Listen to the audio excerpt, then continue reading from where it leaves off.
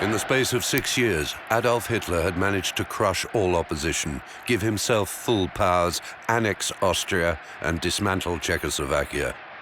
He had finally declared war on the Jews, whom he banished from German society.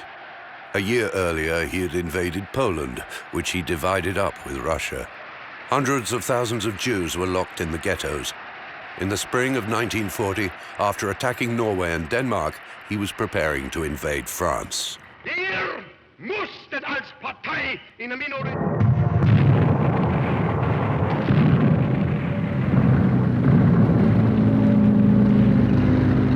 Die Maginot-Linie ist durchbrochen. In Stunden hatten auch diese französischen Panzerwerke vor Sedan den Mythos der Unverwundbarkeit verloren.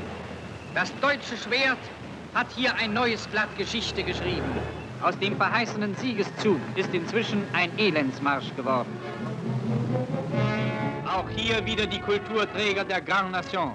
Neger, Inder, Weiße, Schwarze, Braune und Gelbe. Diese Horden sollten wieder, wie 1918, im Namen westlicher Kultur und Zivilisation auf das deutsche Volk losgelassen werden. The French High Command was completely overtaken by the speed of the German tanks. How, in just 5 days, could they have broken through a continuous front considered unbreakable by French strategists? The French no longer had the military strength to prevent the Germans invading 3/5 of their land. Paris was declared an open city and fell without a fight on the 14th of June. Nearly 8 million French fled before the enemy's advance. The French government, too, went into exile. By leaving Paris, the Prime Minister ceded his position to Marshal Pétain. Pétain immediately arranged a ceasefire and demanded an armistice with Germany. France was split into 2 parts. 3/5 of the territory was occupied by the victor. The rest, separated by a demarcation line, became a so-called free zone. On the 28th of June, a few days after his victory, Hitler arrived in triumph in Paris. The French position was a unique one. France was the only country defeated by Germany that was given an armistice. The French have their own authority, and this was what Hitler wanted. And he didn't want to spend manpower and money on running France. Hitler wanted to have a regime that would not demand a large number of German occupation troops when there were French people who were willing to do it for him. The German authorities were not particularly interested in what Vichy France did with the Jews who were living in the unoccupied zone. That was the business of the French. In France between the wars, the number of Jews was estimated at around 300,000. 1/3 of them were French. The others were immigrants from Eastern Europe. 1/3 of these immigrants were Poles, who on the eve of the Second World War had chosen France, the ideal land of liberty, and in particular Paris. The Jewish immigrants settled in the Belleville and the Marais districts. Their shop signs were in Yiddish, but their children were all at French schools. The majority of foreign Jews were Polish, people who arrived in the 20s and 30s, driven out by all the hardship and the hidden anti-Semitism in Poland, by the lack of opportunity, etc. France was one of the most generous countries in the world with respect to refugees in the 1930s, at a time when the United States refused to enlarge its quota, and Britain imposed strict limitations on the arrival of immigrants. France opened its doors in its traditional way, and large numbers of Jews came into France and set off a powerful hostile reaction. And it was believed that the Jewish refugees would take jobs away from French people. There were pamphlets written about La Guerre Juive, the Jewish war, the war that the Jews want to avenge themselves against Hitler. There was the arousal of hostile feeling that France had taken in too many refugees, too many foreigners, and there was talk about a statute, the need for a statute, the need for special regulations about the place of Jews in French society. The Statute of Jews particularly affected the French Jews. They were banned from a lot of the professions: the civil service, medicine, the law, architecture, commerce, industry, the crafts, directing companies, any of the financial services. They could no longer be students, and were not allowed to work in the press, the cinema, the theater, or the radio. The French Jewish statute of October 3rd, 1940, was undertaken without direct German pressure. It was the product of Vichy's own policies without reference to the Germans. There is no trace of direct German pressure. The Germans didn't ask Pétain to pass a statute of Jews. I was able to make public this document with Pétain's own corrections that aggravate the situation of the Jews. Those who drew it up hadn't excluded teachers from the public sector, but he, of his own accord, classified them as forbidden to work. So we have to face it, Pétain was an anti-Semite. Marshal Pétain was particularly vigorous in his wish for a statute of Jews, and this seems to be vindicated in this document. Basically, the French Statute of Jews was, historically speaking, much more racist than the Statute of Jews or the laws of Nuremberg of September 1935. That's the big difference. The Nuremberg laws weren't applied in France. The rules were different. They were a close copy, but à la française. The German ordinance defined Jews in terms of religion. If one had two Jewish grandparents, the criteria was somewhat more stringent in the Vichy zone than in the German zone. They weren't intended to imitate the Nazi laws, but the two statutes of Jews were a part of the traditional French anti-Semitism, and they would lead to ever more drastic and dramatic forms of exclusion. The first measures, that's to say the statute of October 3rd, and the law of the following day, October 4th, which gave the prefects the authority to put foreign Jews or Jewish refugees into camps in the southern zone. The camp at Gurs in the south of France was built in 1939 to take in Republican veterans of the Spanish Civil War. After the armistice of the 22nd of June 1940, it was used as an internment camp for foreign Jews living in France, as well as German Jews expelled by the Nazi regime. On an occasion, Pierre Laval used to say to Ambassador Abetz, look what we're doing, we're solving the Jewish problem in our country just as you are in yours. Now, in 1940, when the Vichy regime was set up, the German policy toward Jews was expulsion. Nazi Germany wanted to push out as many Jews as possible, particularly the foreign refugees from Poland and elsewhere, but also Jews of German nationality. There is no plan to exterminate the Jews, to physically destroy the Jews. In 1940, the only policy is deportation. The Foreign Office has a brilliant idea to use the French island of Madagascar as some kind of colony for the Jews, a dumping ground for the Jews. And Heydrich tells Eichmann he wants an SS plan for Madagascar. The idea was to deport around about 4 million Jews to Madagascar in an enormous reservation under SS control. It would have been genocide by another route. And that idea was taken seriously for a while in the summer of 1940, but then could not be put into practice because, of course, although France had been defeated, the Germans were unable to defeat Britain and therefore unable to send the Jews overseas down to Madagascar. When the Madagascar plan fails, some Jews are pushed from the Saar, Baden, into France. And in fact, in October 1940, the very same week when Marshal Pétain shook Adolf Hitler's hand at Montoire-sur-le-Loire, 6,000 German Jews from the Rhineland and Westphalia were expelled into the unoccupied zone, into Vichy France. At 4 in the morning, 3 Gestapo officials hammered at our door. Come on, take whatever you can carry. You have the right to take 100 Reichmarks and no more. A little van took us, along with some of our neighbours, to the station. We were shut up in the station all day, 1,000 of us. 9 trains came in, and they loaded us on. 6,500 people in 9 trains. Everyone was very scared. We wondered if we might be going to Poland. We didn't know where we were going. We had no idea. In Warsaw, the ghetto was hermetically sealed ever since November 1940. Surrounded by 18 kilometers of walls several meters high, topped with barbed wire. Within these 300 hectares were crammed 130,000 people per square kilometer. The only link with the outside world, a tramway reserved just for Poles, not Jews.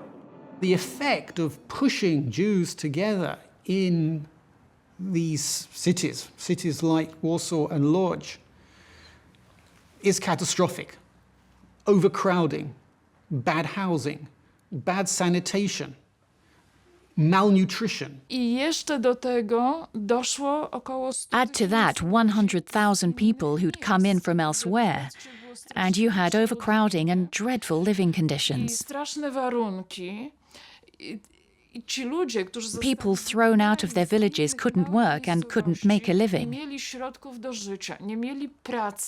There were often 15 people living in one room. In the daytime, they were out in the streets looking for work or for food. The living conditions in the ghetto were gradually dehumanizing the Jews, and all the hardship, all the filth and the grime were gradually turning the ghetto Jews into the image that the propaganda always promoted of them. Zurück nach Polen. Das schwierigste Problem, vor das sich unsere Zivilverwaltung in den besetzten Gebieten gestellt sieht, ist die Judenfrage.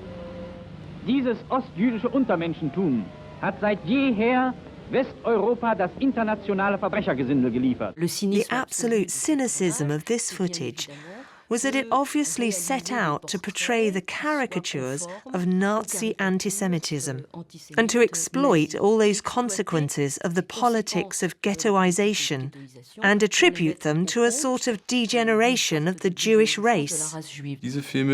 The aim of these films was to give an image of the Jews which would later justify the politics of extermination.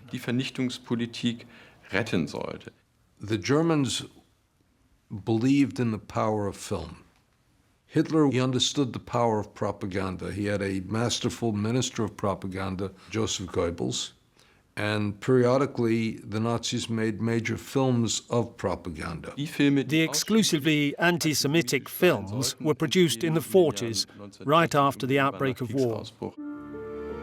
The two principal Nazi propaganda films orchestrated by Goebbels were The Jewish Peril, a so-called documentary, and Süß the Jew, a fiction by Veit Harlan.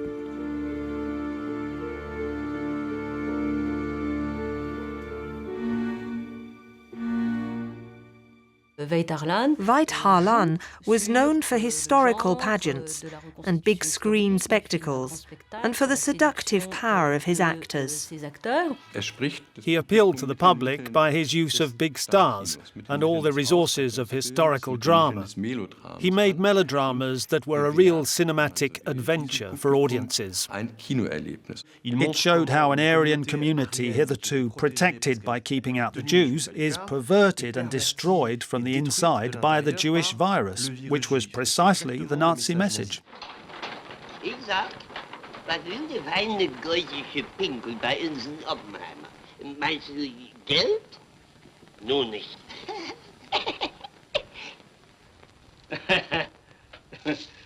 Fabel.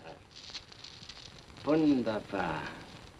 Also ich wage gar nicht zu fragen, was es kostet. 50.000. Na, ich sage dir doch, mein Herzog hat nicht so viel Geld. Gut, 10. Und die restlichen 40? Man kommt ins Geschäft. Nach Stuttgart kommt kein Jude rein. Herzog. Wenn er mich braucht, dann soll er mir auch die Permission verschaffen, zu ihm zu kommen. Veit Harlan's idea was to film in the Lublin ghetto because he wanted documentary footage to insert into his film. Unable to do so, he then proposed to bring extras to Germany for the shoot. Goebbels refused on the grounds that they shouldn't bring Jews in for a film about how Jews should obviously be thrown out. So finally he gave up the idea and shot the footage in Prague at the synagogue with Jewish extras who were forced to play themselves on screen.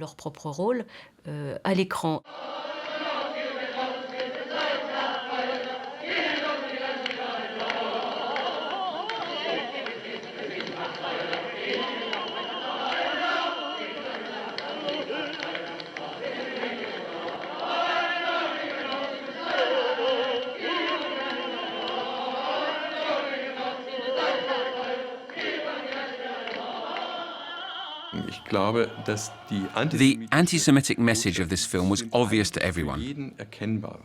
Goebbels had decided that they shouldn't use the anti-Semitic angle to promote the film, but rather sell it as a drama. He knew its anti-Semitic message was strong enough that it didn't need to be presented as propaganda. Sus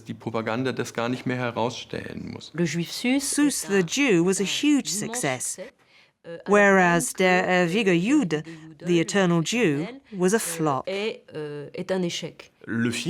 The Eternal Jew put over the image of the Jew as seen by all the propaganda. You see footage of the Warsaw Ghetto, you see images of a starving Jewish population, and the whole thing's telling you, there, that's what Jews look like. Mit den Krankheiten der Völker machen sie ihre Geschäfte und darum sind sie bestrebt, alle Krankheitszustände zu vertiefen und zu verewigen. So ist es in Polen, so war es in Deutschland. So haben die Juden es in ihrer ganzen Geschichte gemacht. There's another sequence where you see some Berlin Jews at a party in smart suits with champagne and cigars, etc., and you're told, watch out, Jews don't look like this, they look like this, like the Jews in the ghetto. The film illustrates the genesis of the worldwide Jewish menace with this incredible sequence of cards showing the plagues that will destroy humanity. There are three of them, the rats, the plague, and the Jews. Wo Ratten auch auftauchen, tragen sie Vernichtung ins Land. Auf diese Weise verbreiten sie Krankheiten, Pest, Lepra, Typhus, Cholera, Ruhr und so weiter. Sie sind hinterlistig, feige und grausam und treten meist in großen Scharen auf. Sie stellen unter den Tieren das Element der heimtückischen unterirdischen Zerstörung dar. Nicht anders als die Juden unter den Menschen. What's more, the rat is a destructive parasite, so the Jews are both disease carriers and parasites. There's that implication too. This horrible, inflammatory pseudo-documentary, The Eternal Jew, didn't last long in the cinemas. The French title was The Jewish Peril. It had a screening in France. It was exactly the same with a French commentary. Il faut se rendre compte de l'effroyable danger qui menace la civilisation. Richard Wagner a dit « Le juif est le démon plastique de la déchéance de l'humanité ». Comment ne point se souvenir de ces paroles en regardant ces visages où s'inscrit une cruelle bouffonnerie. En voilà par exemple qui ont déjà pris des habitudes un peu plus mondaines. Leur père vivait encore au ghetto, mais eux ne l'ont peut-être pas connu. Ici, dans la deuxième et la troisième génération, l'assimilation est presque parfaite. Ressembler au peuple qui les héberge, tel est le mot d'ordre. Même ceux que l'on appelle les vieux aristocrates israélites, qui, par des alliances avec une noblesse en dégénérescence, appartiennent depuis des générations au milieu dit de haute société, sont restés des corps étrangers et doivent être considérés comme tels. Comparons le juif à un rat. Ils portent avec eux la destruction, anéantissent les biens et les vivres, propagent d'effroyables maladies. Ils sont rusés, lâches, cruels, et ils surgissent le plus souvent en masses énormes. Films like that were widely denounced by some people, but of course you have ideological anti-Semites who are delighted. There was never a time when there were not anti-Semites in France. Well, Hitler wanted to get the French to agree with him on anti-Semitism.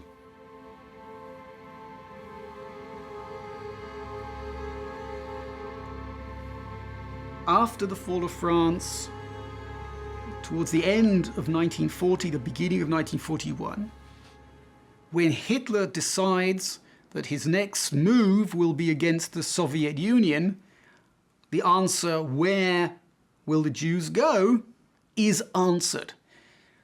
Not the General Gouvernement, not Madagascar. Now they will go to Siberia.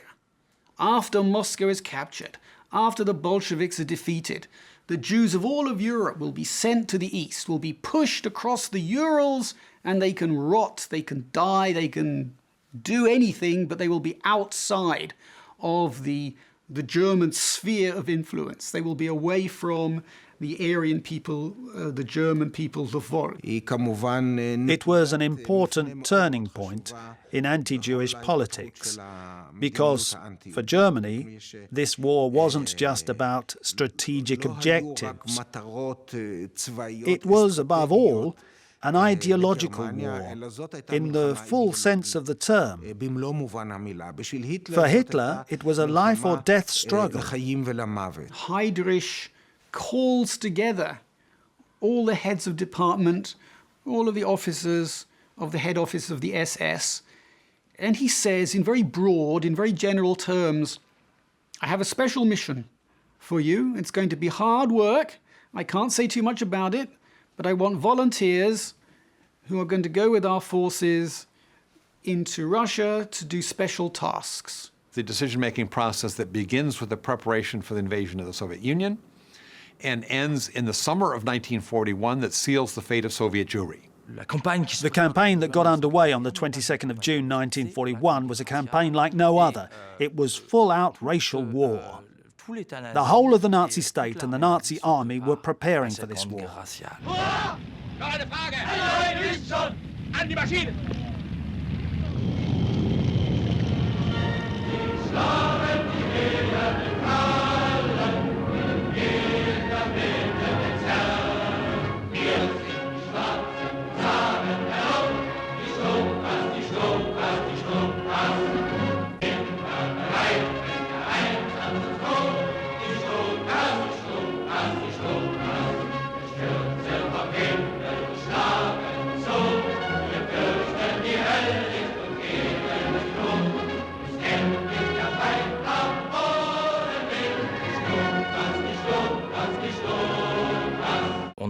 We have found a huge number of directives and tracts that were distributed to the German troops to prepare them for what they'd find in Russia. Reading them, you're struck by the extent to which the political and military hierarchies were gripped by an enormous anxiety at the time of this invasion. The troops must never trust the prisoners. They must never trust the locals. They might be armed. A dead body isn't always dead. Never accept any food. The USSR is the land of cruelty, of hunger, and of fear. Don't touch anything. Don't touch the people. Don't drink the water. Don't eat their vegetables. Don't touch door handles. That's why they used all those flamethrowers on the Eastern Front. When it finally came to the invasion of the Soviet Union, this was truly a joint venture between the military and the Nazis. They both wanted to crush communism. They both wanted to establish an Eastern European empire with vast resources to keep Germany as the superpower in the world. The German attack on the Soviet Union was the ultimate act of hubris. The Nazis and the military leadership were guilty of the most extraordinary foolishness and ignorance, an abysmal dereliction of responsibility. They believed that they would destroy the Russian armies in 3 or 4 weeks. The Soviet Union would collapse, and then he would be in Moscow by the end of the summer of 1941. This was not just a miscalculation, it was madness.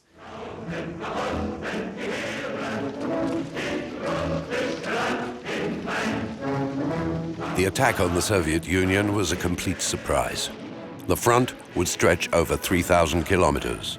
In just a few weeks, the German armies advanced several hundred kilometers, to the north towards Leningrad, to the center towards Moscow, to the south towards Kiev and the Black Sea. For Himmler, the war against the Soviet Union was a fight to the death between National Socialism and Communism, between the Aryan race and the slaves and the Jews. German troops occupied Belorussia and a large part of the Ukraine. The Wehrmacht, within its wake, the 900-strong Einsatzgruppen A, advanced into the Baltic states. Lithuania, Latvia, and Estonia, which had been annexed and incorporated into the USSR in 1939. The Soviet occupation had been merciless, and many welcomed the Germans as liberators. For the native populations, Ukrainians and Lithuanians, this is viewed. The Nazis come and say, we're out to get rid of Jews and Bolsheviks. This makes perfect sense in the mind of the locals who have experienced the last 2 years as a Bolshevik regime supported and welcomed by the Jews. And you have this explosion of resentment and frustration and rage that the Nazis stir up and approve. When in early July 1941 the Germans arrived in the town of Kaunas, the murder of Jews in pogroms became widespread as the local population began to massacre them, beating them to death with iron bars. From the very first days of the German invasion, the Lithuanian population took part in dreadful massacres. They initially hoped that they would stir up pogroms, and they certainly had orders to do that. And what they increasingly find is that it is more productive, more organized, more controllable if, instead of simply stirring up pogroms, they recruit local people into a controlled auxiliary police. And some people come to volunteer to the Germans very early. They saw the Jews as being strong allies of the communists. The German propaganda, it emphasized this point, and it rekindled some of the anti-Semitism that was there before with perhaps a new edge now that the Germans were definitely rewarding those who took part in the anti-Semitic activities. Most of them were armed with rifles, as you can see in the film I shot. A Lithuanian with an iron bar was hitting a man on the skull. In 3/4 of an hour, he had beaten 50 people to death. The local people there, their behaviour was incredible. They were applauding each death.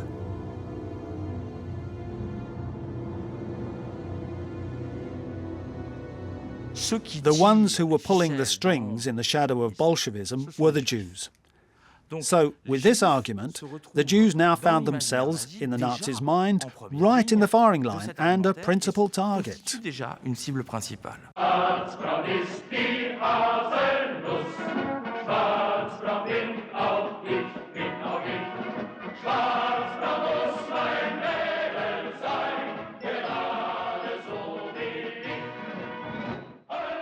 The Soviet powers that be were taken by surprise by the speed of the German invasion and found themselves with the German army advancing on them like a tsunami, and their own prisons full of freedom fighters, if you can call them that, and Ukrainian, Latvian, Lithuanian and Belarusian nationalists, who all professed ideas that were ideologically astonishingly close to those of National Socialism, and who were just as anti-Semitic as the Nazis.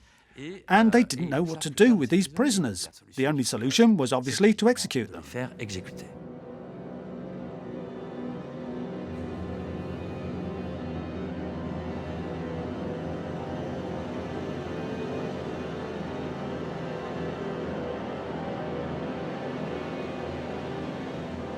Mit Messern, Äxten, Handgranaten und Maschinengewehren wurden diese unschuldigen Opfer bolschewistischer Mordgier grausam gemartert und hingeschlachtet.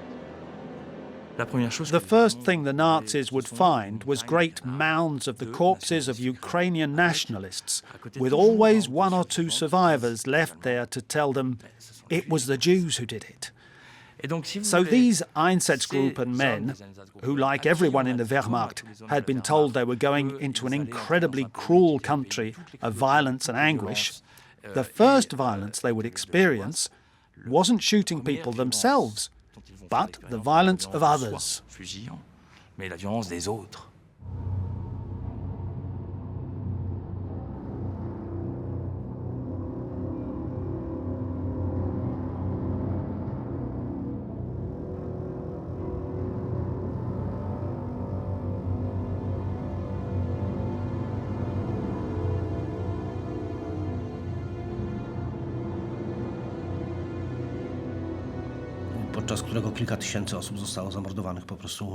Thousands of people were killed in the streets. In Lvov, it was only the Ukrainians involved in this pogrom. The Germans simply filmed it or took photographs. When news of the massacre reached Lublin, many were horrified because many of the town's Jews had relatives in Lvov. They couldn't believe it was possible to kill so many people in so short a time. The Jews had heard about the pogroms, but nobody imagined there could be so many dead, that entire communities could just disappear.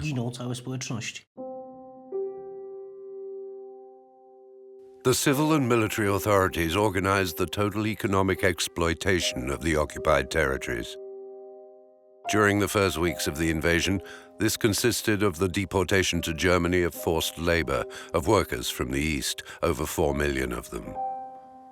The Wehrmacht's generals had no scruples about ordering whole villages to be deported and all the men arrested. Reduced to slavery, they became nothing but a labor pool for the benefit of the Reich. Families were brutally separated, with the women and children chased off to regions where temperatures reached -30 or -40 degrees.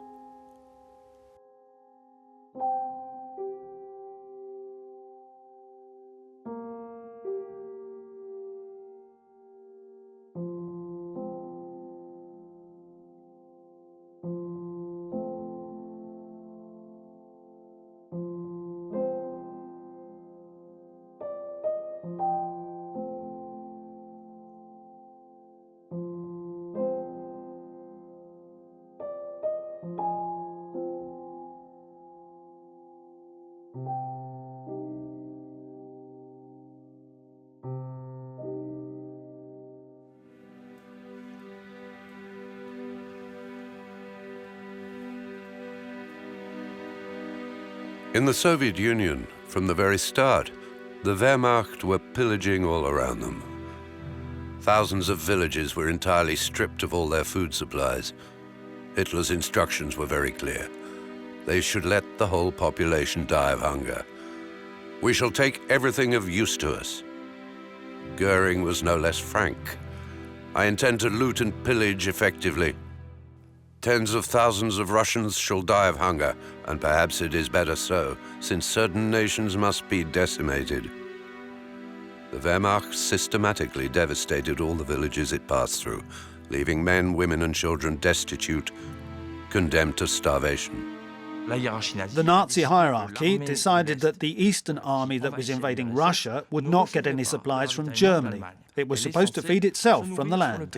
There was not enough food in the Third Reich to supply the people of Germany and the 4 million men in Russia. The 4 million men of the German armed forces were going to be fed from the food that was available in Russia. Now that was only possible if the Russians starved, and if Russian Jews starved, or if they were killed. The Wehrmacht's logistics experts knew very well that this tactic would condemn tens of millions of people to starvation. It's there, in the documents. Tens of millions of individuals must die of famine. That meant starving to death the populations of entire cities. Essentially, these urban populations were Jewish. They were already committed to a tactic of starvation and of the forced extinction of the race by logistical and economic choices that had already been carried out by others before them. So they were already heading for a sort of politics of indirect extermination. People had to die. In the early months of the invasion, the idea that that the Nazis will be able to carry out a total and systematic annihilation of Soviet Jewry, I think crystallizes, and Hitler more or less gives his nod of the head, the green light to this in July of 1941. Hitler has a big meeting at the Führer headquarters, and a number of the top Nazi leaders are there. At this meeting, Hitler was basically giving out guidelines for the pacification of the Eastern territories and how these territories would be controlled. And Hitler had said at this meeting, if anybody even looks a bit askance, he needs to be exterminated. So very brutal directives were given by Hitler, but in these broad terms. There was never any written order to exterminate the Jews. None. Himmler was then obviously given his mandate then to pacify by whatever means necessary these eastern territories. Das Judenviertel von Jonava, das gleichfalls nach dieser Anordnung verschont wurde, wird gesäubert. Auch hier terrorisierte das jüdische Gesindel im Bunde mit den GPU-Agenten die litauische Bevölkerung in der furchtbarsten Weise.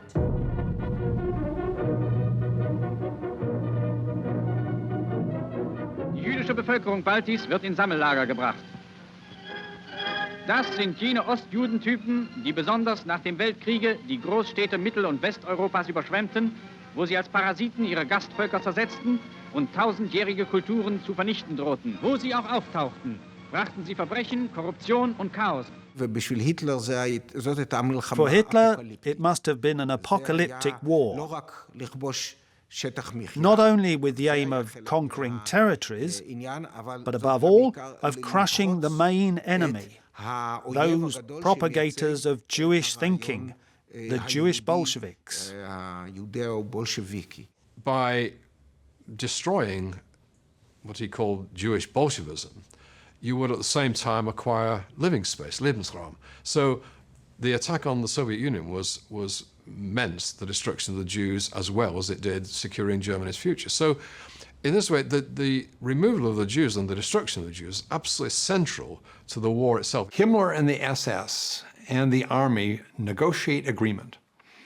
And according to this agreement, 4 SS units, known as Einsatzgruppen, A, B, C, and D, from the Baltic to the Black Sea, will have the right to travel all the way up to the front lines, to advance with the army as it moves forward.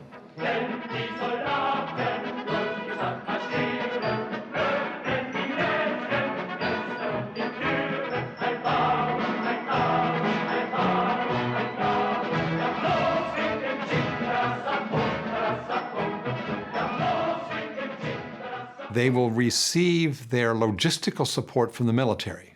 The trucks, gasoline, food, bullets, all what they need to operate, the army provides. The orders who they're to kill will come from Berlin and from Himmler and Heydrich. Heydrich assembled the commanders of the Einsatzgruppen and Einsatzkommandos and told them, "Your mission in the Soviet Union will be the elimination of the Jews and the communist leaders."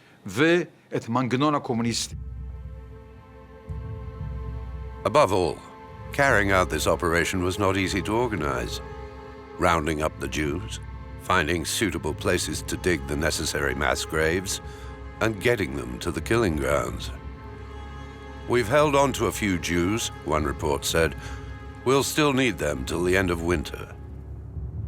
The men of the Einsatzgruppen weren't chosen for their appetite for killing or their experience. These were young men of 19 or 20, no more. Before joining the Einsatzgruppen, they weren't born killers. At their first shootings, they didn't know what to do. Sometimes they were even sickened by it. There is a general, as I use the word, acclimatization to the terror that was being inflicted upon the Jews.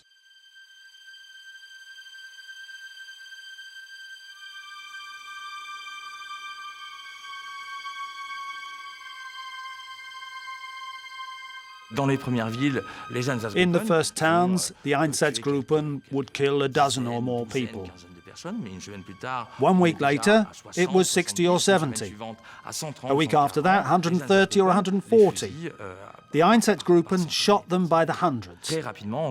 They very quickly, within 3 weeks, had acquired the skill to carry out the 2 basic Nazi requirements: to kill a lot and to kill efficiently, and quickly, of course. So a system was soon evolved, one based on the division of labour. On the one hand, one group of them would guard the victims-to-be, another detail would lead them to the pits, which had already been dug, and finally, a third group were the triggermen, who put them to death. They developed a sort of anatomical know-how that permitted them to kill cleanly with a shot to the back of the neck.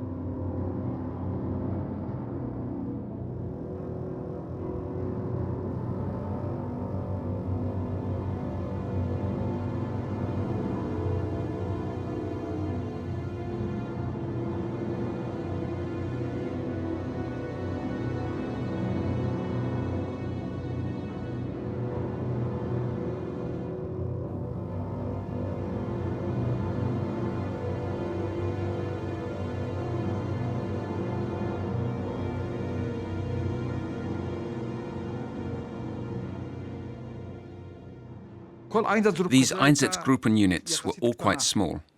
In the smallest of them, Group D, there were 600 men. In the largest, less than 1,500. In other words, the size of a battalion. Altogether, the Einsatzgruppen consisted of just 3,000 men. Still quite small in number. You can't carry out a mass genocide with that number of people who've been sent in on the 22nd of June. There was already hundreds of thousands of Jews being killed by these special killing squads, and sometimes the German army adding in too. In the German army's directives for Operation Barbarossa, there was one article that stipulated that the German army, the Wehrmacht, had to support Himmler and his troops in the Soviet territories and back them up. During the war in the East, there was a sort of division of labor between the Wehrmacht and the SS. The Directorate of the Wehrmacht knew very well, as did all the officers, what the Einsatzgruppen were up to there, because the massacres were flagrant and they left behind obvious traces. The position of the mission of the Einsatzgruppen were negotiated between the SS and the Wehrmacht, and the orders given to the Einsatzgruppen all had to be approved by the Wehrmacht, which had in any case made special dispensations to exempt its own men from military justice or any form of justice for atrocities against civilians. The Wehrmacht's High Command was completely convinced that this was a race war, a war of extermination, but it lent its hand to ensure the executions could take place. You can see that in some regions there was a real sharing of all the hard work of genocide. In Belorussia, it was the troops of the SS and of the Einsatzgruppen B who were charged with the extermination of the Jews in the towns and cities, while the Jews of the small villages were shot by the Wehrmacht's 707 division. Without the support of various departments of the military and of the civil service, but also of the serving troops of the Wehrmacht and its logistics units, the extermination of Soviet Jews could never have been carried out so quickly and on such a scale. They were killing male Jews in large numbers, but still not women and children. There was no total genocide in the Soviet Union. Without, as usual, issuing any direct order, Hitler gave Himmler carte blanche in the summer of '41. The meetings between Hitler and Himmler were not minuted. There were no notes taken. We don't have a written record of what was said. They were very careful to keep anything completely dark in that sense. But we see on a whole number of occasions Hitler says something in broad terms, which is his usual way of operating, and soon afterwards Himmler acts, and what takes place then is a drastic radicalization. For some time now, we've had Himmler's service record, and we can see with certainty that on certain dates he was in the East, that he often visited his troops, and that each time, after his visits, the killings intensified. Himmler visited the Einsatzgruppen commanders, and they took him to see an execution at Minsk. He was present at executions several times. He was obviously there to make his men feel that, as head of the SS, he shared with them their heavy task, as he called it. At Minsk, in Belorussia, they set up an execution for him, and apparently he had trouble handling it mentally. It seems that in August, he broke down at an execution of Jews. But there's also another account of this same execution from a police officer who was there. He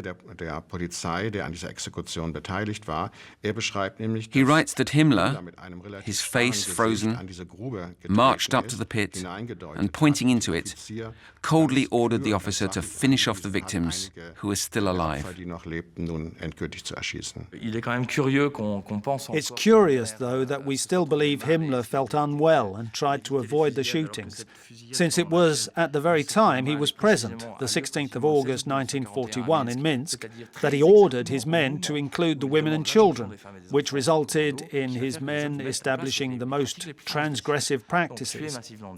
Killing huge numbers of women was nothing new. They'd been doing it for at least a month. They really took a big leap, though, into something else entirely at that moment, around the 16th of August 1941, when they started killing the children.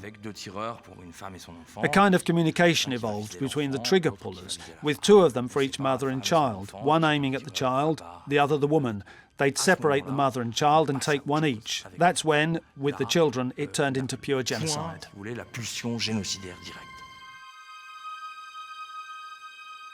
Women and children were now being drawn into the extermination procedures, and Himmler was going out there visiting his own commanders out on the front, passing on verbal orders to them. One by one, give to local units the direction that now they are no longer just killing adult male Jews, but they are targeting all Jews. And you see in different areas on the Western Front, from late July into September, not everywhere all at the same time, but in a kind of ripple effect as news of this spreads and as they visit different areas, a retargeting away from adult male Jews to killing all Jews. At the first mass shooting of women and children, there were more than 3,000 killed in a single day. Thousands of children, all killed at once. It's the beginning of ethnic cleansing of Jews, of all Jews, in all the territories. Einsatzkommando 3's statistical report no longer gave any details about men, women or children. It said all the Jews. In each area, all of them are under the higher SS and police leader for the North Front, the Central Front, or the South Front. So say in the Ukraine, you had a man named Yekeln, who was the higher SS and police leader, and he is coordinating the joint operations of the Einsatzgruppen and the Order Police battalions in his area, and they quite often are carrying out joint actions. The newly appointed chief of police and head of the SS for the occupied territories, Heydrich Yekeln, decided to carry out a kind of experiment in mass extermination. Yekeln mobilized most of the troops he had in an attempt to see if, logistically, he could kill entire sectors of the population. At the same time, he was testing the motivation of his men. He stayed right by the mass graves throughout the whole of the first day of the massacre.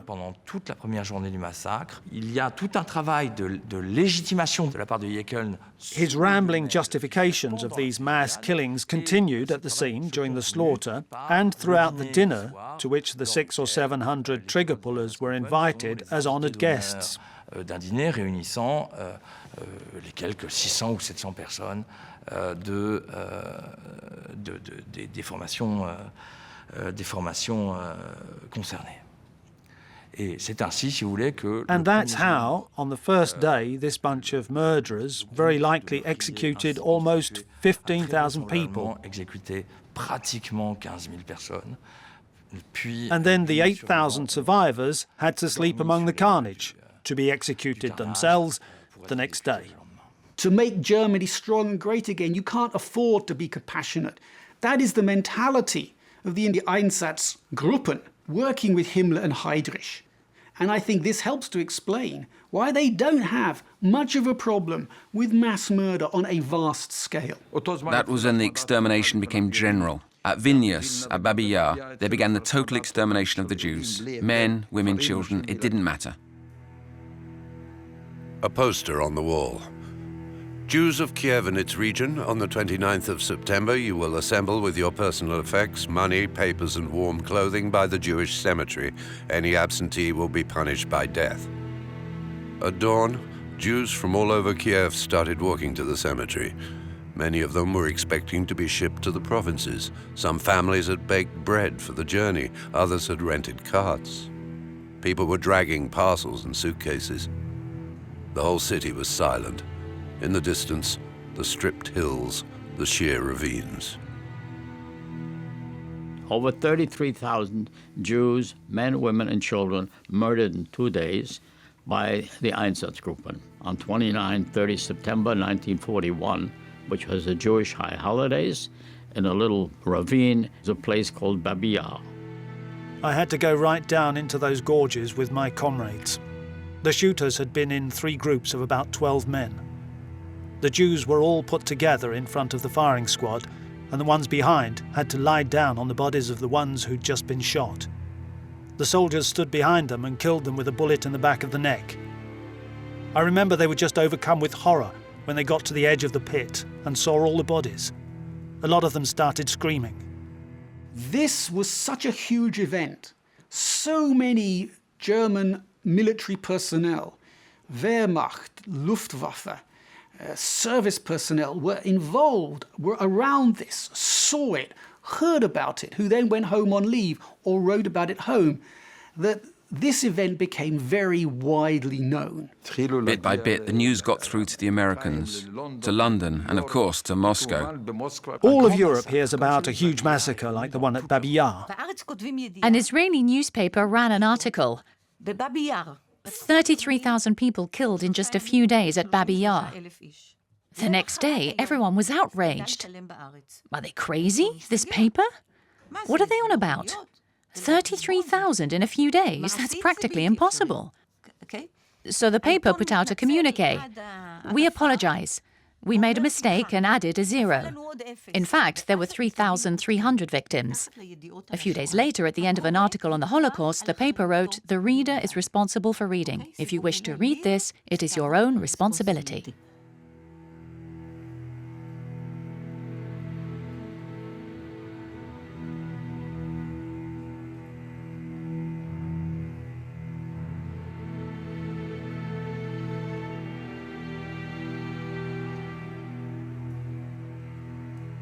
On the 16th of October 1941, more than 1,000 Jews from the city of Lubny in the Ukraine were assassinated by an Einsatzgruppen C unit. Johannes Heller, of the propaganda company charged with following the German army, took these few photos just before the killings.